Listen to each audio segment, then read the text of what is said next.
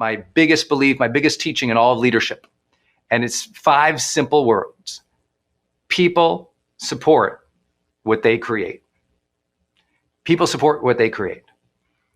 This is the defining leadership principle of my life. Every time I'm working with a leader and they're frustrated with the coworker, they can't get the team to be motivated and energized. The down line isn't performing. The up line isn't listening. We got this problem where you can't mobilize a movement, and or you started a political action committee and it didn't stick, or you started your nonprofit and no one contributed. It always comes down to a fundamental misperception about this topic of leadership. Leadership's fundamental principle is that people support what they create. If you want people to follow you, they must create with you. They must feel enabled, trusted, empowered, autonomous, capable, rewarded for participating in the journey, in what we'll call the vision today, right? If they don't have any hand in shaping it, and if they have no reward, autonomy, or trust in participating in it, they got no skin in the game. They got no reason to be enthusiastic, excited, hardworking, excellent. So what happens? Well, as you see around the world, it's like we have these command and control old models from the past, these dictatorial ways of leading where it was like, do this, do this, do this, very like, early 1800s stuff that should have been done by the 1950s, but people are still learning.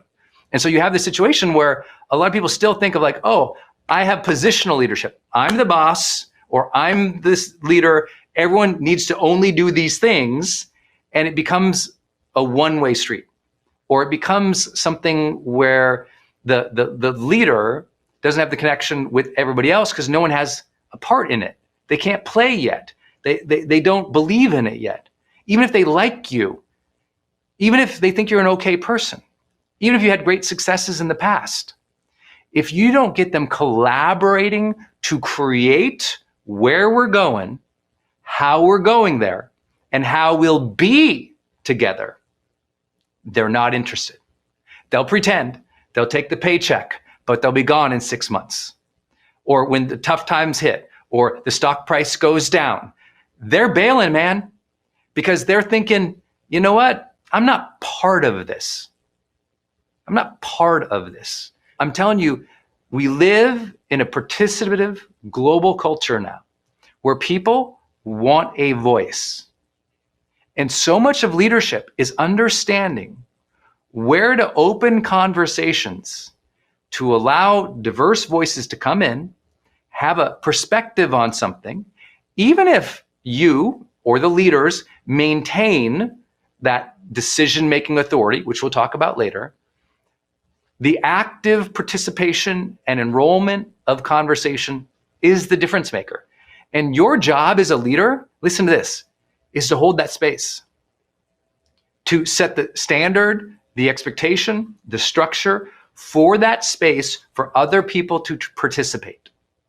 Now, I know some of you, the leaders out there are like, yeah, but that's super hard, the timing of that and when, and some people have a voice, but they don't know what the hell they're talking about. They're not an expert, Brendon. Why would I listen to them? And oh my gosh, does this mean more meetings for me?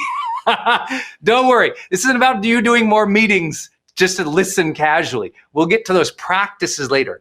The principle I want you to write down: people support what they create. The 5 most important words in all of leadership: people support what they create. If you get that principle, we can change the world. When you don't get that principle, you don't get the followers. Now, with that, I want to introduce a concept, that I've literally been teaching for 21 years now. I don't like the word followers. I don't like the word leaders versus, or the positioning leaders versus followers. If you studied with me before, I really believe you have leaders, and instead of followers, you have collaborators. It's just a different way of defining things. Unfortunately, in our world, because of popularity and ego, when someone follows you on the internet, it all became about a one-way street. And so now we've ingrained in people's human behavior this idea that I broadcast my world and you should follow it. That's come into organizations. I tell you what to do and you should follow it. versus, hey, we're co-creating this organization together.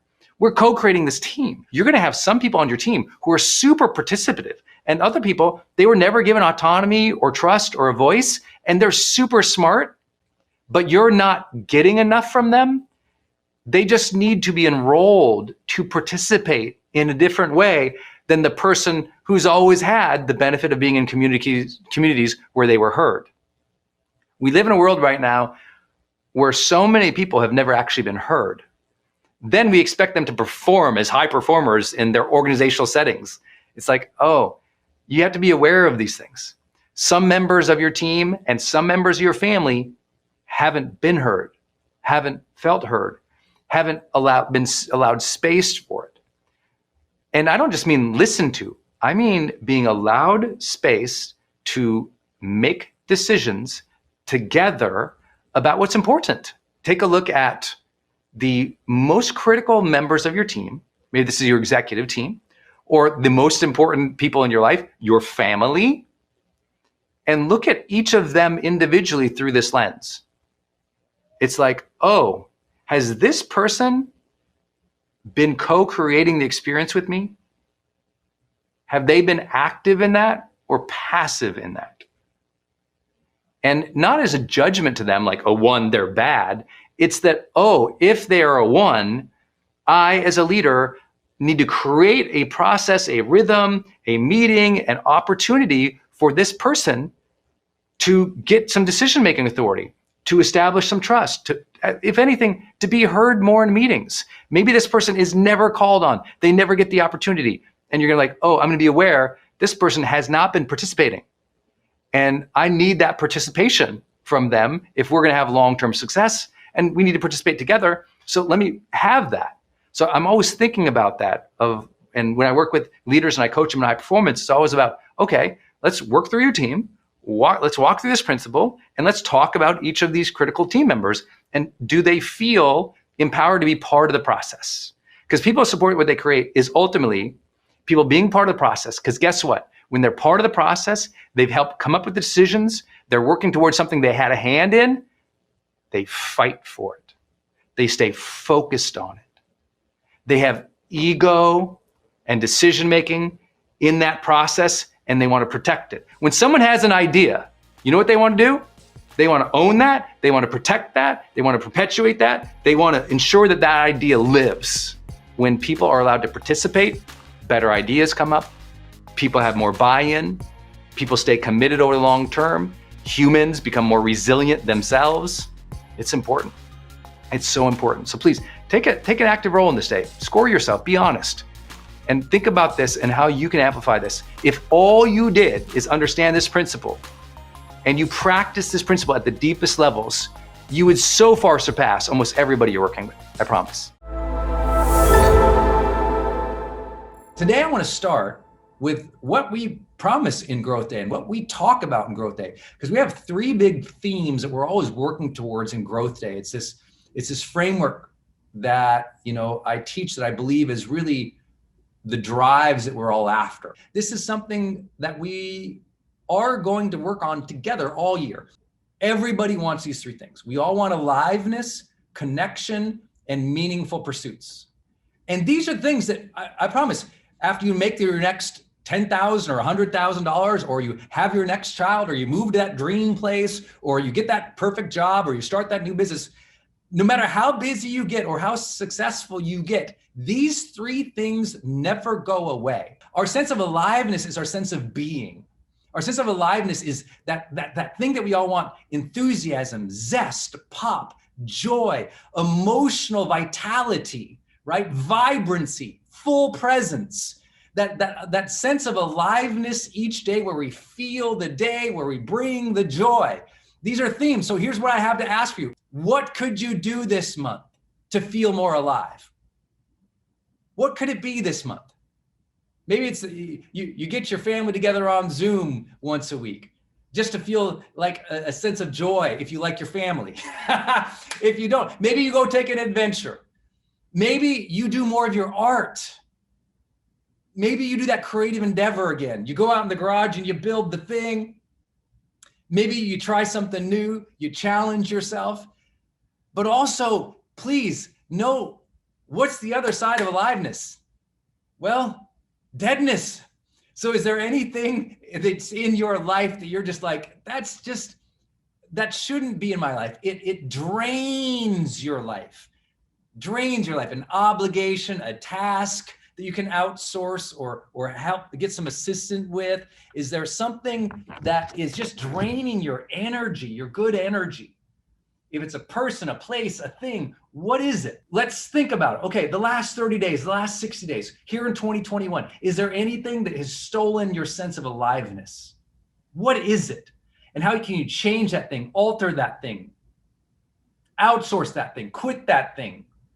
I mean, you want to feel more alive. You got to get rid of things that don't make you feel that way, but not you have to do it in a responsible manner. We got to find what makes us feel alive. Maybe comedy makes you feel alive. Maybe you need to dance more. Maybe it's time you put on some music around the house. Whatever you got to do to feel more alive, that's got to be a focus of this month. Our theme is focus. What should be our focus? How alive we feel, how present we feel, how vibrant and healthy we feel. These are things that you should plan for. These are things that you should plan for. The second thing you see there is connection. We all want connection with ourselves, the world, other people. Specifically, after we've had everything, we want a deeper connection with self and others, right? What is that relationship that you need to improve with yourself or others or your God or your creator? What is that relationship that you could go deeper on? As an example, some of you know you should set your relationship goals on the first of the month, right? So what are your relationship goals for this month?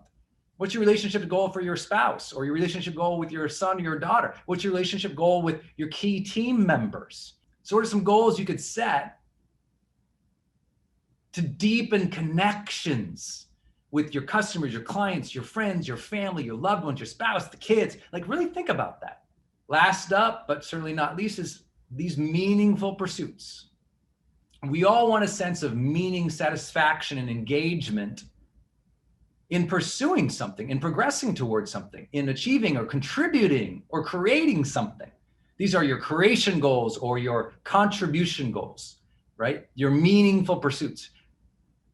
It's your artistic endeavor. It's your hobby. It's your passion. It's your purpose. It's your mission. Whatever it is, it's something you draw meaning from just by being in the hunt, just by engaging or doing the thing.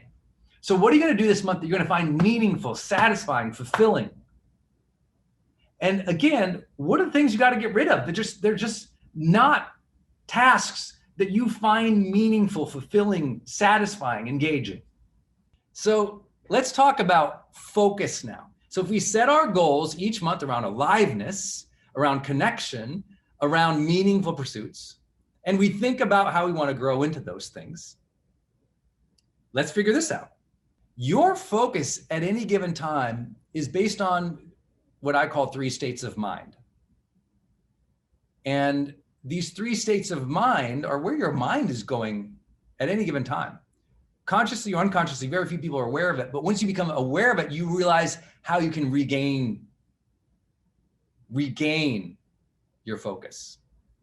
For the most part of our unconscious life, especially as we're young and striving to build something and we're not familiar with personal development and we're just kind of going through the motions, our mind, our mental chatter, a lot of our unconscious thoughts are built on protecting ourselves. Our thoughts are protectionist, right? You all call this survival mode. Your mind has that, part of our evolutionary history that is very focused on protecting ourselves. And we protect ourselves not just physically, but we protect ourselves emotionally and mentally. And so what does this have to do with focus?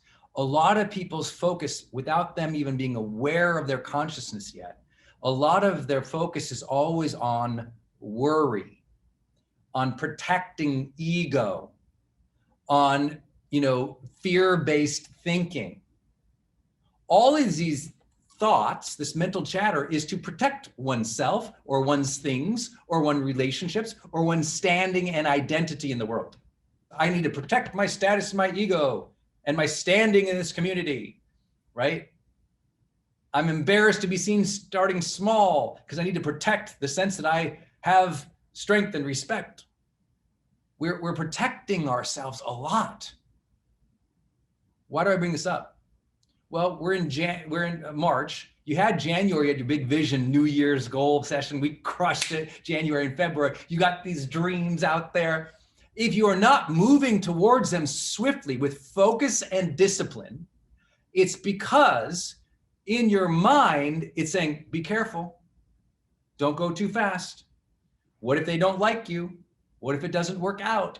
And in the way that you know you're protecting mindset, it always almost is this internal state of thought that says, what if, followed by a negative statement?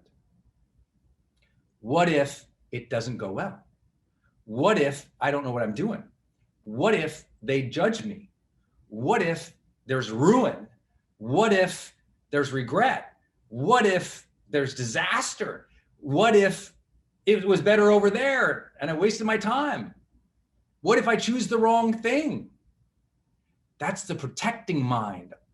And sometimes when we don't have the focus we want during the day, it's because we're scared all the time. You know why a lot of people lack discipline? Not because they don't have things they want. It's because it's easier not to do something when you're scared. It's because it's easier not to do something when all your thoughts are saying, what if this doesn't turn out? Well, let me just disengage. It's not that you as a human lack the character trait of discipline and hard work or commitment. It's that your thoughts are betraying you. Your thoughts are on this merry-go-round of doubt. You follow? And that doubt sounds like protective thinking, protecting the ego, the sense of security, protecting who we feel like we should be or are, protecting our current bank account, protecting our current, progress. And I'm not here to say protecting thoughts are bad. I'm here to contextualize our conversation today about focus and discipline and drive. So if you feel like you lack focus, you probably have a lot of fear. If you feel like you lack discipline, you have a lot of doubts. If you feel like you lack drive, you have a lot of discouragement because every time you try something, the brain goes, well, I look stupid, I better quit. This ain't working. What if it gets worse? What if it never turns out? What if, followed by a negative statement, is how our mind can trick us from being focused, disciplined, and driven. Now listen, thank God our mind has that mental chatter of protecting. It's the thing that keeps you out of going down strange places where your intuition is saying, hey, don't go there. It's what helps you protect yourself in times of crises. It activates the part of you that reacts swiftly and carefully to protect your physical being, right? It's survival mode. Sometimes survival mode is needed when you're in real threat. But I can also share with you, I thought my plane was going to crash. And I didn't allow my brain to go into threat. I heard it go there, and I said, let me choose a different thought pattern right now. Let me turn my focus to something useful. If I'm, and you all, I hope this doesn't sound metaphorical because this is real. If that plane is going to go down when I'm in it, I don't want my last minute or two to be focused on the terror of it. I grab my thoughts back and I start praying and giving appreciation for this incredibly blessed life.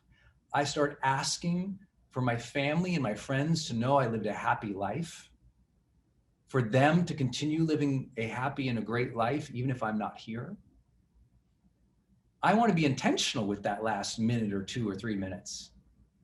Even though my amygdala is going, holy crap, this plane, the smell, that's still there. But what I'm trying to encourage you is with enough time in personal development, you can override the protectionist things that take away from the experiences that you want in life. We can teach our brain. We can override those things with enough time. I'm not here to say it's easy. I'm here to say it's required for a good life. That's the difference. I don't care if it's easy. I just go crazy when people say, well, Brendon, that sounds hard, or it's easy for you. I'm like, oh, ease is not the goal. Progress is. Ease is not the goal. Consciousness is. I'm not worried about making it easy on you. I'm here to say these are the requirements of a good life. What else? Where else is our brain often?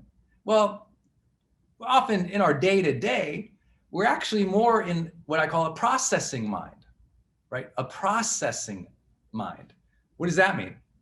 Well, a processing mind means it's your thinking mind, right? It's your thinking mind. So what is that? Well, it's you just ruminating on things, thinking through things. Why did she do that? Why do I feel this way? What's next? What do I need? What am I learning here? Why did that thing happen? It's the questioning, inquisitive, curious mind that's just chugging along. It's just going. And that inquisitive mind is wondering how things are going to turn out, or it's wondering what's next, or it's wondering, but here's something to know. Here's something to know. This is also where analysis paralysis happens. We got any overthinkers out here? Anyone? It's thinking and thinking and thinking and thinking and thinking, studying and studying and studying, but not always taking action. Just like you're stuck in processing all the time. Or some of you, something happened last week and you're still thinking about it. It's gone. It should be let go. It should be forgiven. It shouldn't be on your mental dashboard today. You got missions to serve, people to serve, things to do today, but you're still thinking about something that happened. I was in an emergency plane ride on Tuesday. I'm not feeling it or thinking about it today other than to share a lesson with you. It's not like I woke up today thinking about it. No, instead I said, well, that's not going to be useful. Me processing that a million times and running it over and over in my mind, what is that going to achieve? Okay, it happened. Cool. What's the lesson? Great. Move on. And this is so important. Some of you are still feeling the same anger and emotion about something that happened a decade ago. And it's stealing from your aliveness. It's stealing from your connection with other people. It's stealing from your sense of meaning and joy. And you got to get a hold of that. If you got divorced 10 years ago and you're still processing it, get a therapist. And I mean that with not judgment, with joy, to recommend professionals to you. If you're still processing something that happened when you were in high school, when she broke up with you or that person, and that negative thinking or that negative emotional reality is still here with you decades later, raise your hand and be proud about asking for help and getting a professional person to help you work through that. I'm not here to say that we should all be able to get over things quickly. If you've ever studied my work, you recognize I don't lack empathy or intelligence around how the brain works. I get it, right? I've spent my life in human behavior change. I understand it takes time. I understand it needs support. I understand sometimes you don't even know what's going on. And that's why you might need a coach or a therapist, or to at least even voice it for the very first time to your friends, your family, your community. But if you're still processing over and over, replaying things from the past over and over and over again in a way that's limiting your sense of aliveness, connection, or meaningful pursuits, it's time to deal with that thing. Right? Sometimes the most powerful thing in processing is to close it down. What do I mean by that? Okay, that situation, I didn't like it, period. Didn't like it, learn from it, period.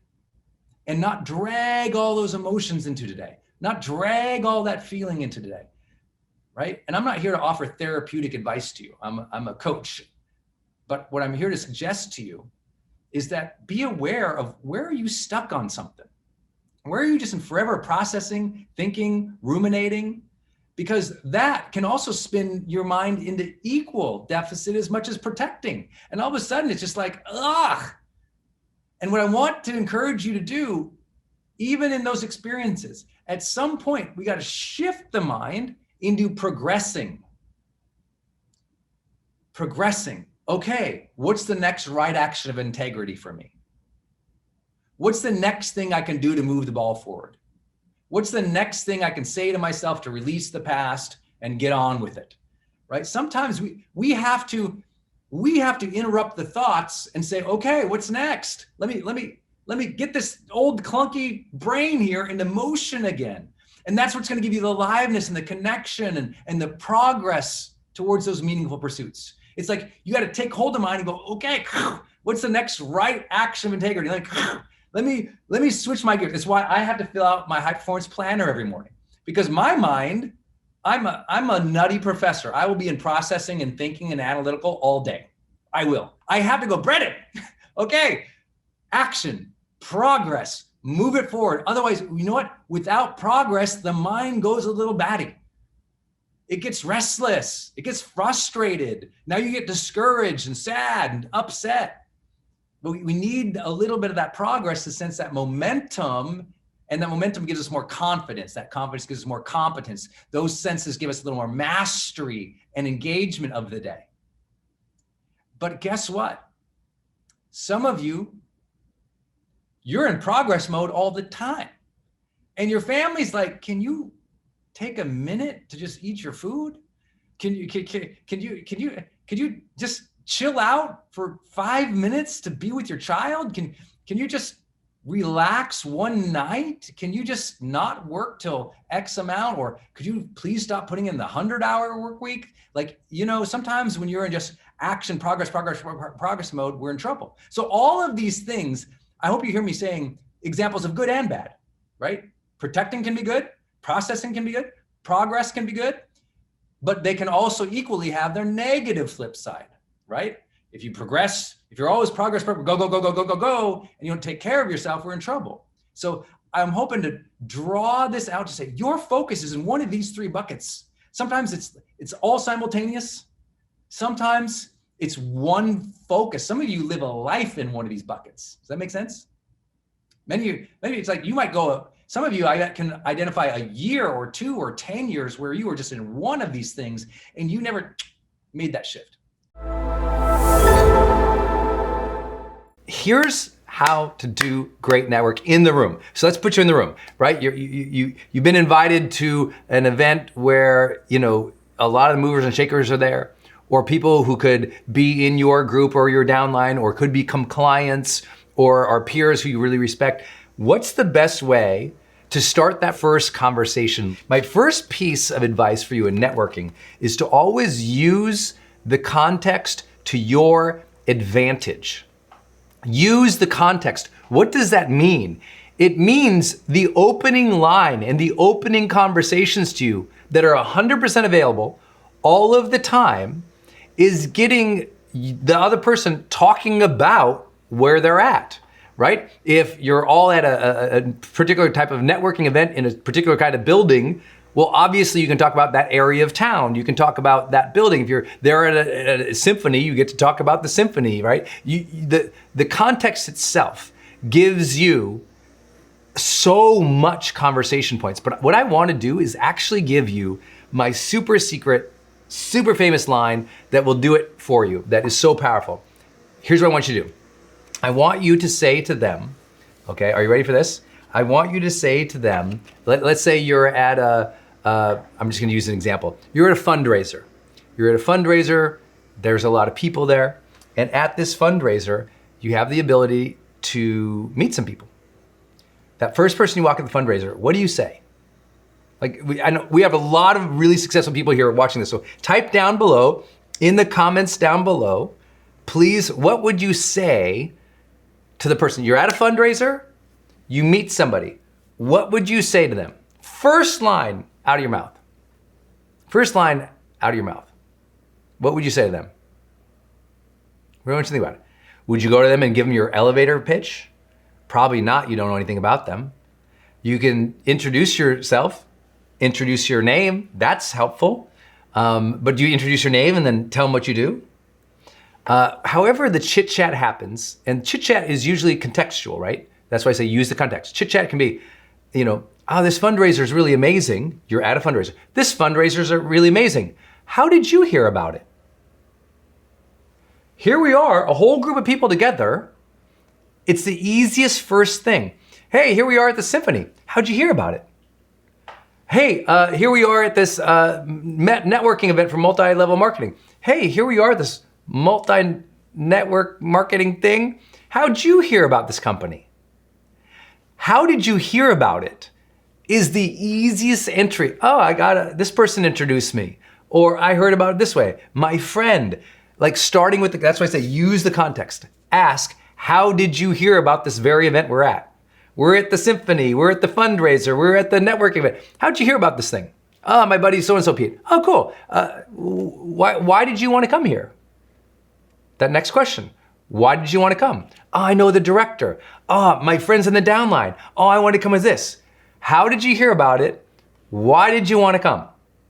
That why did you want to come is often a jumping point into asking what they do, right? Oh, how'd you hear about it? Why did you want to come? Oh, that's interesting. What do you do? Oh, well, I'm in this area. I'm in that area. Oh, okay, cool.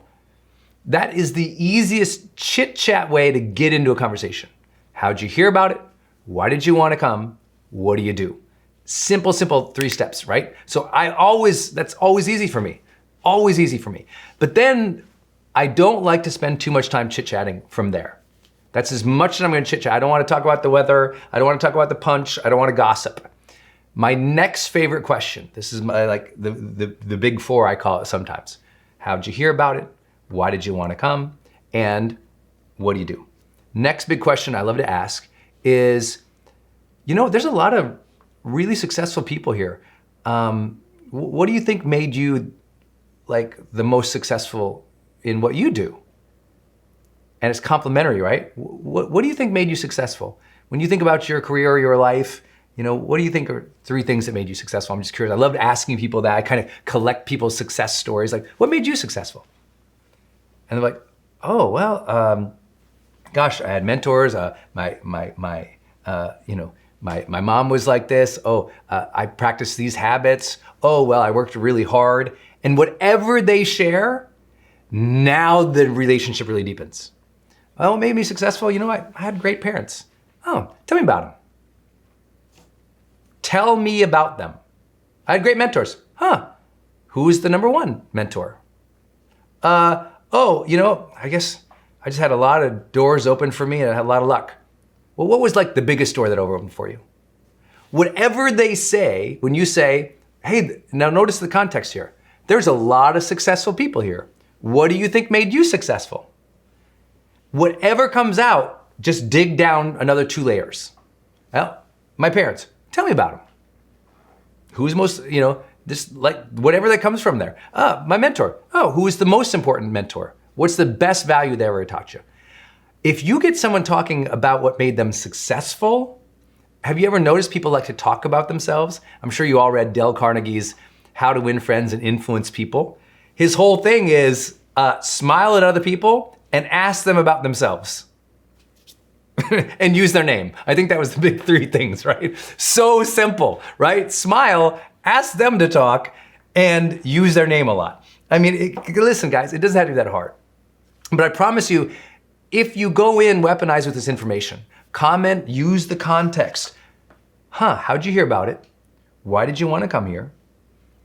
What do you do? And lots of successful people here, what made you successful? Do that with 1 person. Then when that natural break in the conversation comes, guess what they're probably gonna do after you've asked those types of questions? They'll ask you the same. Or you share, they share, I was successful because of these things. Then you get to share what made you successful. Oh, I totally get that. For me, it was just like this. But they'll ask. Most people will ask. I'd say 80% of them will ask back. Oh, well, what do you do? What made you successful? And now you started the conversation in recognition that you're both successful, that everything's good. Now, I know some people are gonna comment down below, well, what if the person I'm talking to isn't successful? And they're like, well, I'm not successful. And be like, oh, well, what's been the biggest obstacle you faced so far? That's it. What's been the biggest obstacle you faced so far? When you find that out, you start learning about the person and seeing where you can add value. And I also know some of you have the self-perception problem where you don't have the confidence yet. So you're like, well, when they say, well, what made you successful? And you're like, well, I'm bankrupt. I'm living on my friends' couches. And if you think I'm making fun of you, I'm not. That was my real story.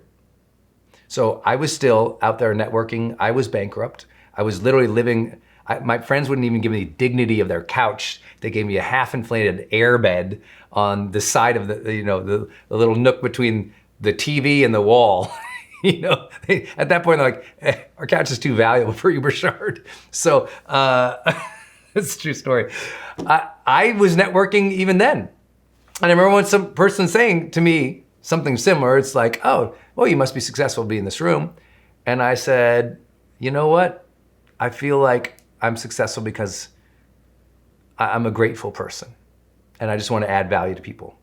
And I kind of feel like I'm on my starting journey of that. Any tips for the new guy? And that humility, if you're talking with somebody who's more successful, asking them for tips in your genre, in your career, in your industry is so valuable. And I always said something like that. I was like, any tips for the new guy? Just humble. Like, wow, you're so amazing at what you're doing. Any tips for the new guy? They'd always say the same thing. Keep working at it. Keep believing in yourself. Work hard. They'd always say the same things. And be like, that's really good advice. What would I say with that? I wouldn't, most people, when they ask someone for advice, do you have any advice for me? What they usually do is their next move is you want to ask them for something. Oh, that's good. Can I ask you a favor? Instead, when they say, you know what? I can give you some tips. Tell you what, work hard, be grateful, keep at it. The first thing I say to them is like, those are really good. Who taught you those? Who taught you X is one of my favorite questions to ask somebody. When someone ever gives me advice, I'm like, I love that. Who taught you that? Sometimes I'll say, I learned it through hard knocks, kid. Most of the time they're like, oh, you know what? I had a mentor. Oh, what did the mentor teach you? When you get someone talking about what made them successful or who their mentors were, it's a whole different relationship than everyone else. They're talking about what? The weather? Or what that woman's wearing over there? Don't gossip and don't chit chat. The most amount of chit chat I will allow for you is, how'd you hear about this? Why'd you want to come?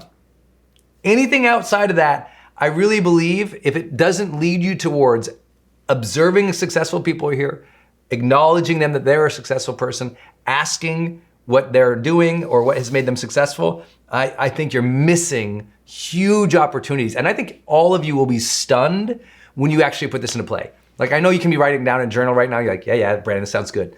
But when you actually do them and you leave that party or you leave that networking event, you're like, whoa, that was a whole different conversation. And why do I ask you to do this?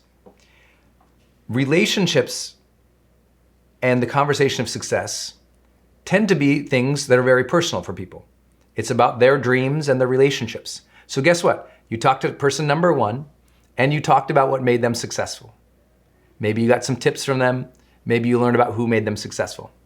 You talk to person number 2, 3, 4, and 5. When you go to introduce person number 5 to person number 1, you get to say something very honoring of them. When you introduce person 5 to number 1, you say, hey, person number 5, I want you to meet person 1. We just met, but what I love about person number 1 is that, like me, they had a mom that taught them about life. Or what I love about person number 1 is, they became very successful in this pharmaceutical thing they were just telling me about. And they really became successful because they felt like they had this amazing daily habit. Would you tell them about the daily habit? Would you tell them about your mom? Would you tell them about this successful thing? You already have an introduction. And I want you to write down this phrase. Person number 5, meet person number 1. What I love about person number 1 is, when you do that, person number 1's like, he listened. Wow, this person absolutely listened. this person is honoring me in front of another person right now. That's amazing. And then if you can engage them and say, hey, person number one, the reason I brought person number 5 over here is because I thought they had the similar value or the similar experience, or they're successful, and what I love about them is, and all you are doing is you are linchpinning these two together based on what you loved and respected about what they told you about their success journey or their relationships. Got it? I'm always listening for what's their success journey and who's important in their relationships. If they honored their mom, their first teacher, there's something like that. So let me give you an example. Remember I told you about my teacher, Linda Ballou, a minute ago? If you and I are at a party now, and you come up with another person you met at that party and say, hey, Brendon, I want you to meet person number 5, Sarah here. Don't say person number 5, that might be weird. But, but say, Brendon, I'd like you to meet Sarah. You know what, Sarah, one thing I love about Brendon is, as he's striving for success, he's still thanking his teachers from 25 years ago. Brendon, you have that story about Linda Ballou. Tell Sarah about it. I'm gonna be like, you are awesome. Yes, please let me talk about Linda Ballou. She's important in my life. And now I'm gonna have that connection with Sarah, so I'm gonna tell Sarah about Linda Ballou. And then I'm gonna say what to Sarah? Did you have any important teachers in your life? And she's gonna say, oh yes, my 5th grade teacher so-and-so. And we're gonna have this great conversation. And when we leave at night, we didn't talk about the weather or the punch bowl. I'm gonna remember forever her teacher. She's gonna remember forever my teacher. Now we have something real, and you were the linchpin to unite us in a beautiful memory about someone who made a difference in our life. Are you following the different strategy here? It's such a different experience. This is why you're in coaching. This is high performance experience. There's a different experience in life. It's sometimes so simple and subtle, but your job is getting people to share about their success journey and the relationships that were important to them. And then you get to connect people that way. It's everything. Next up, what else can you do? I think asking people about their priorities is everything. Is everything. I mean, I might only be 3, 4, 5 minutes into a conversation, and I'll say something like, you know what? It's mid-February. What's most important to you to finish this month? That's a priority, right? What's most important to you this month? Or if it's the first of the month, or I'll just use the date or the time or the season. Hey, we're in the last quarter of the year. Like, what are you trying to do by the end of the year? Or, hey, you know what? It's Valentine.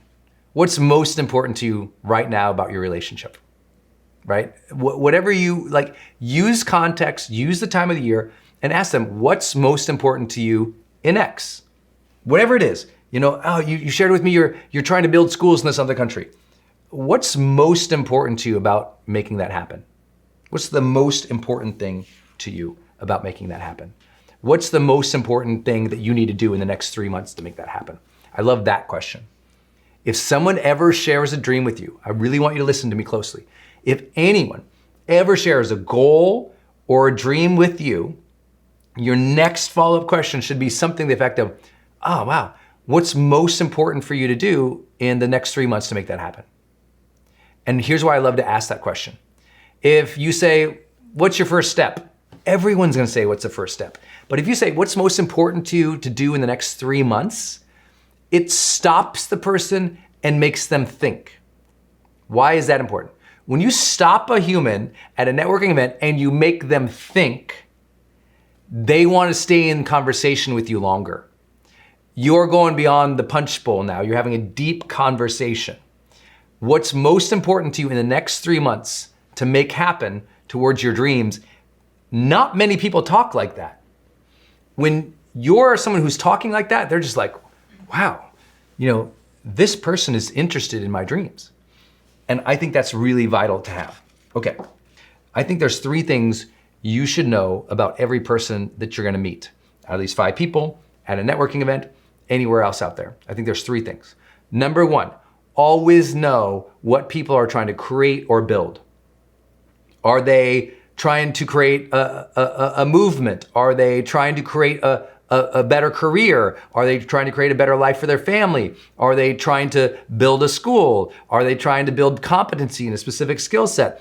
Are they trying to build their empire? What every person, like we're built, like one of our human aspirations is our desire of creation.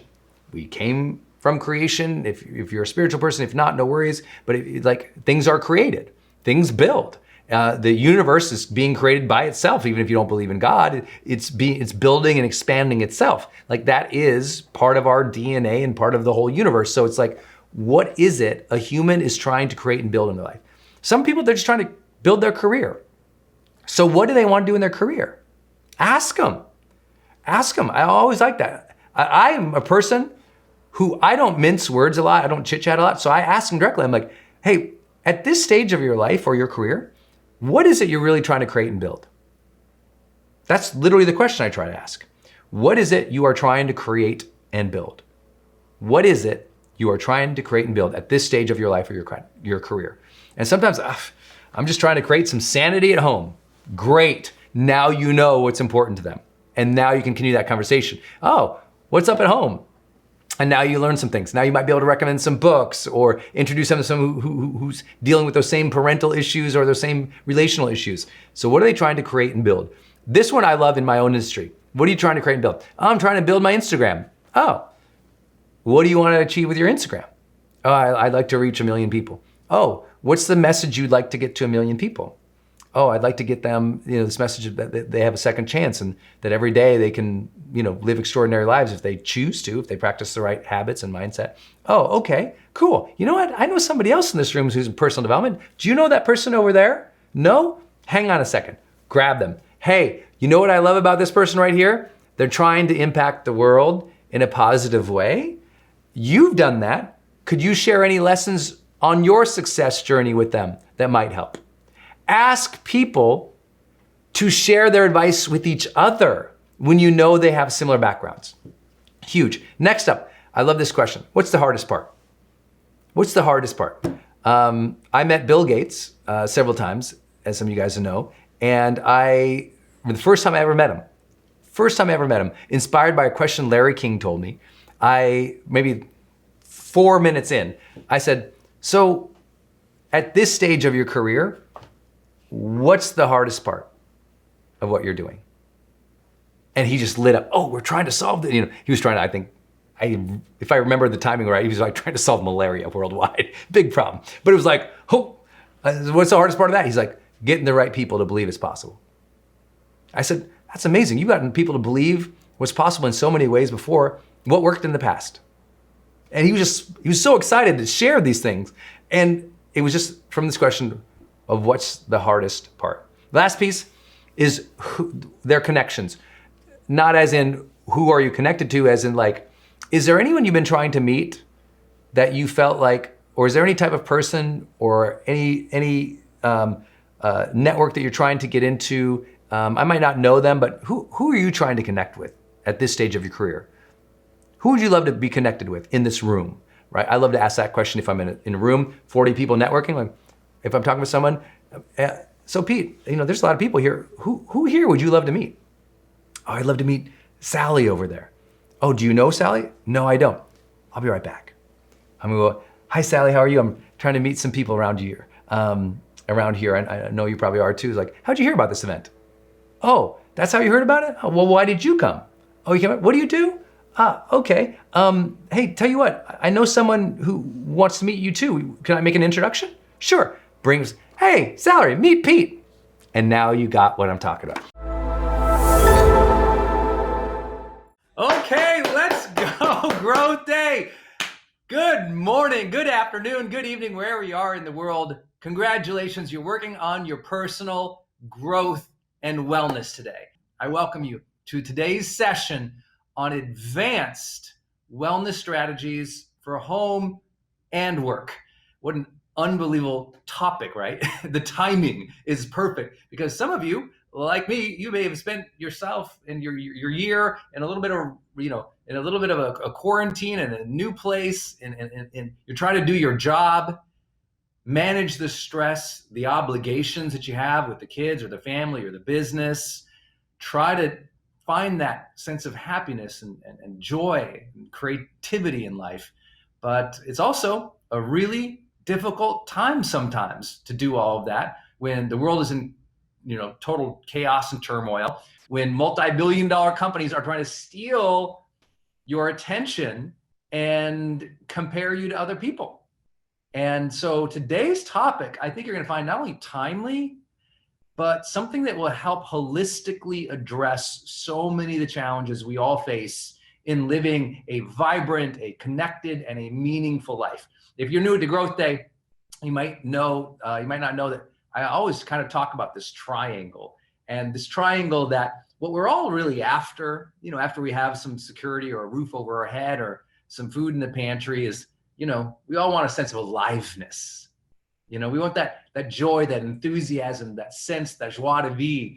We all want connection, and that connection is your relationships and how you feel connected to other people, connected to your family, connected to even yourself. We want meaningful pursuits, the ability to do things that matter to us, that draw our interest or our passion or our obsession or enthusiasm. And right in the middle of that old triangle, growth, which is what we are here to do today. This topic, man, I'm so happy to see so many of you here right now. This is awesome. I'm just so excited to see you guys here because this topic, a lot of people get wrong. I'm going to start with a simple statement. I'll tell you what we're going to do here today, especially for those who are new. I'm going to start with a very simple statement. I know when I talk about wellness, often people separate wellness in this little category. Oh, that means health, or that's nutrition, or that's meditation. And they kind of feel like, oh, I'll get there. One day I'll be healthy. And I'm always telling people, wellness is not separate from your work day. Wellness is not separate from your life. Wellness is not something you do once in a while or you have once in a while.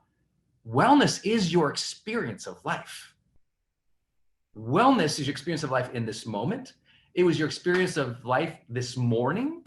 It's your experience of life the last week or last 2 weeks. It's not this little thing over there that once in a while you have your kale shake, or you have, your keto diet, or you get to that gym, once 3-4 times a week. Those are practices. And I'm going to share with you tons of practices today that I know you will love. But wellness is our experience of life. And when we can look at it that way, things start to really shift in, once in a while I do wellness versus how am I being, feeling, and experiencing life. That's how I think of like my wellness practices, or when I teach wellness to corporations or I teach it to you guys in our high performance work. It's always more of a holistic approach, because I really believe we want to feel. We want to feel the day. If something is off in your life, it's because you don't feel like you're feeling the day with the emotions and the energy that you want behind it. So today, I've got all my cards to share with you today, some advanced practices that have really served me, but also the mindset of wellness, the experience of wellness. What does that look like? And I know, listen, as soon as you start talking about wellness, people often say, well, is this about losing weight? Or is he going to tell me I'm too fat? Is he going to tell me I need to get off the couch or stop eating, the Cheetos? I promise this is not a preaching session. This is a session hopefully meeting you where you're at. And I've always had to do that in my private coaching with our clients. I have to do that with you guys as our students. I have to do that with myself. There's different times in your life where wellness feels different and looks different. Sometimes when you're youthful and young and you just felt awesome all the time, it didn't matter if you pound down like 7 tacos and 4 beers in one night. Okay, well, maybe it did, but you could get away with that the next 2 days because your classes didn't start till 11 a.m. Or, you had times in your life where you could get away with bad energy.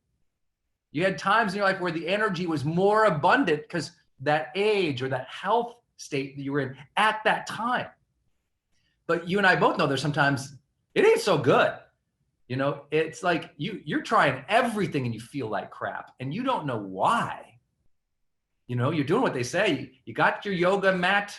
You're following this wellness person. You're doing your Headspace or your Calm or your tapping solution app. You're doing all the things, but you still feel like crap and you don't know why.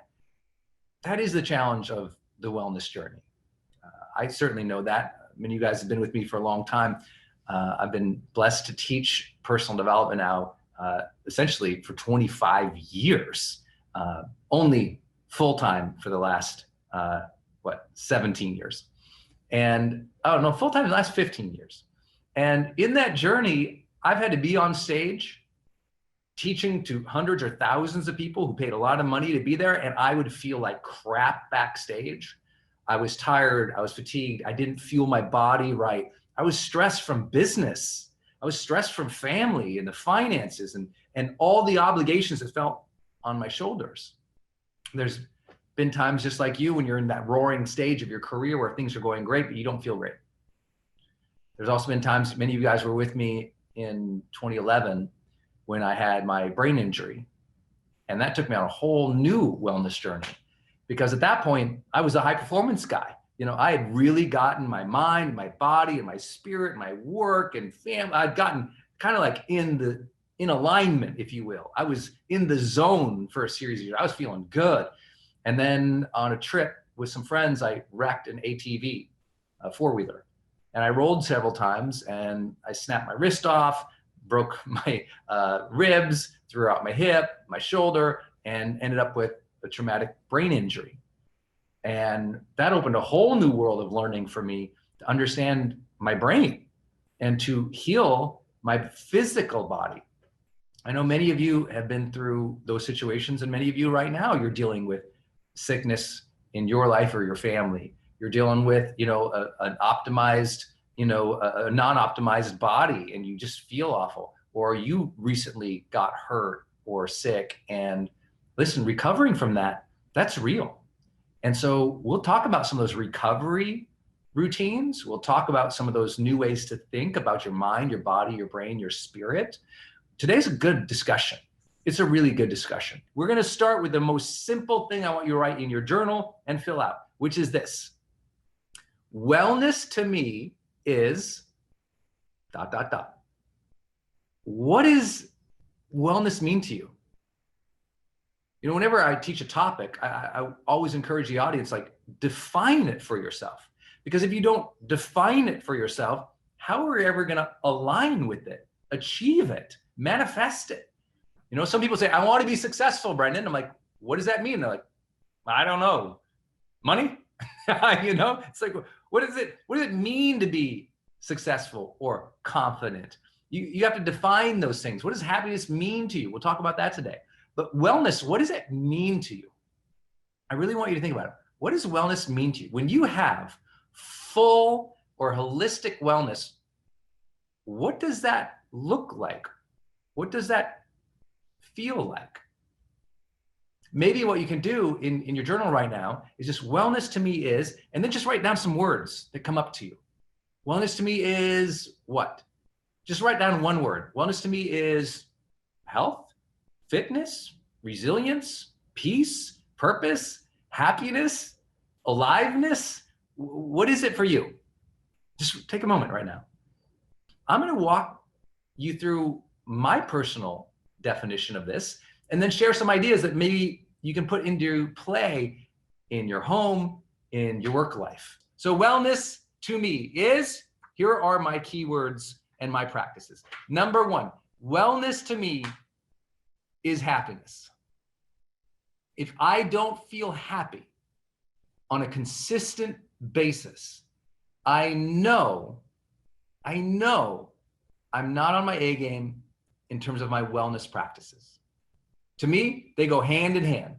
Wellness and happiness. They're not separate. They're not different. They are the same thing in many ways. If I'm not happy, I know my wellness practices are off. So let's talk about some of these ideas for happiness. Okay, for me, the first thing of my wellness practice and what makes me a happy dude. Like if you met me, you'd be like, God, that guy is annoyingly happy a lot. If you've been to my seminars before and you see me go for 4 days, 9 hours a day often on stage by myself, people are like, how does he have that much energy? It's because I have the ultimate secret to happiness. And we have the ultimate secret to happiness. I'm telling you, you feel well. So what is my ultimate secret to happiness? The first thing is having reverence for life. And then practices that make me feel that, So many of you know, 25 years ago, this month, 25 years ago, this month, I had the car accident that made me, as a young man, finally appreciate life and really want to live it and explore it and feel it and love it and connect with people. I was a broken down, super sad, unwell young man who was depressed and suicidal. And then the car accident knocked some sense in my head, and in my head, it made me realize I want to live this life. I don't want to take my life. From that day forward, for the last 25 years, I can tell you, I have felt happy every single day for 25 years. And my unfair advantage of that isn't because I have this perfect life and nothing bad ever happens, OMG, you know, it's because I make myself feel happy every day by reminding myself of the blessing of this life. So those practices, what does that look like? Well, it's simple practices of in the morning, Wayne Dyer taught me, wake up, swing your legs over, put your feet on the ground, say thank you, thank you, thank you. Another day alive, another opportunity to change, another day to grow. Thank you for this opportunity to serve today. Let me live this day with intention and focus and joy. Oh, please allow me to feel the sense of aliveness. And I just start the morning with a sense of joy and luck and honor and privilege to be alive, to have the breath. I would say, if you have reverence for life, everything else feels and looks good.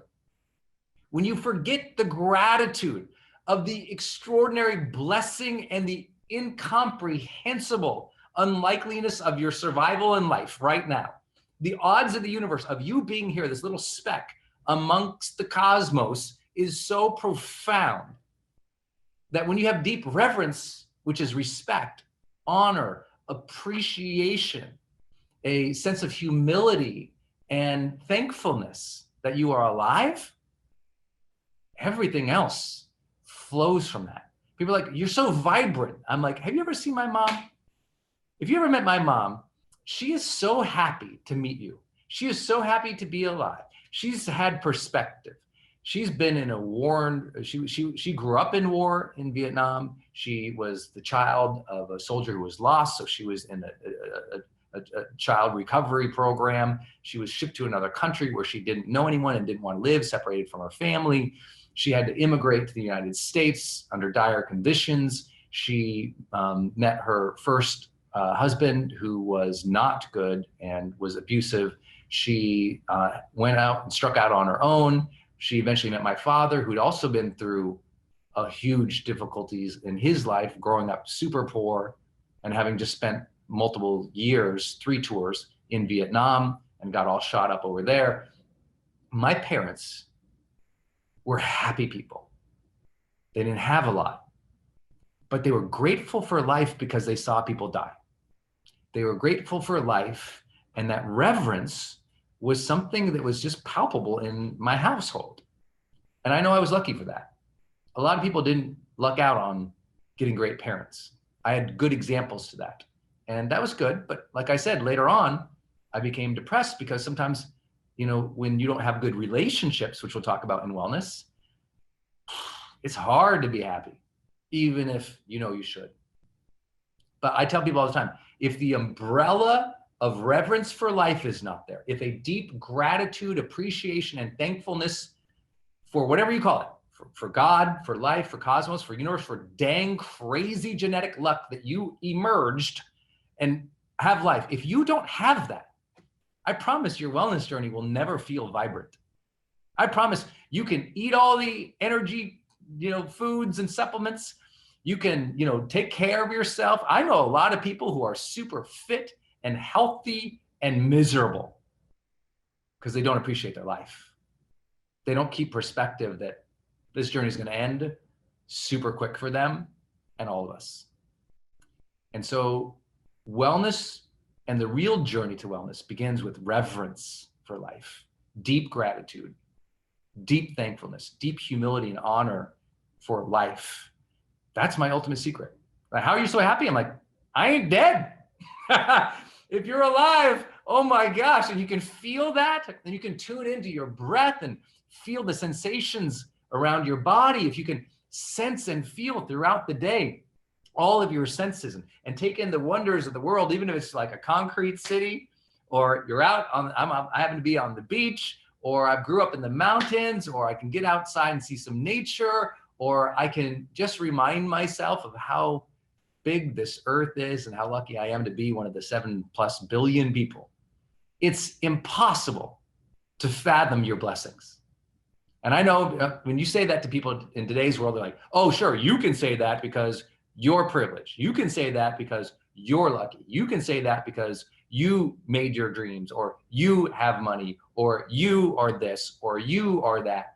And what they're doing is they're casting out to the world their perspective that says, you don't understand me. So all those things you have, it's unfair.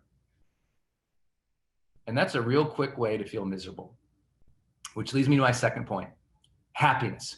What are my happiness practices? Well, when I told you, I wake up, I feel reverence to life. I pray, I meditate throughout the day, and those little simple check-ins of appreciation to God. It might be your gratitude journal. At the end of the night, you log into GrowthDay, you type in your journal, all the things you are grateful for. You must consistently, and every single day, you must capture the sense of joy, the moments that mattered, the little things and events that made you grateful or appreciative. If you don't capture them, you don't feel them. And what happens is your attention goes to everything else. So my first practice of wellness is reminding myself to be happy that I am alive. But the second one I was talking about, where it's easy for people to cast and go, oh, you're so lucky, or you're so privileged. And by the way, we all are. That's part of reverence for life. I'm like, when people are like, you're so lucky, I'm like, yeah, totally. Well, you don't understand. I've been through this. I'm like, I don't understand. I haven't been through that. Tell me about it. I really believe we can learn from one another.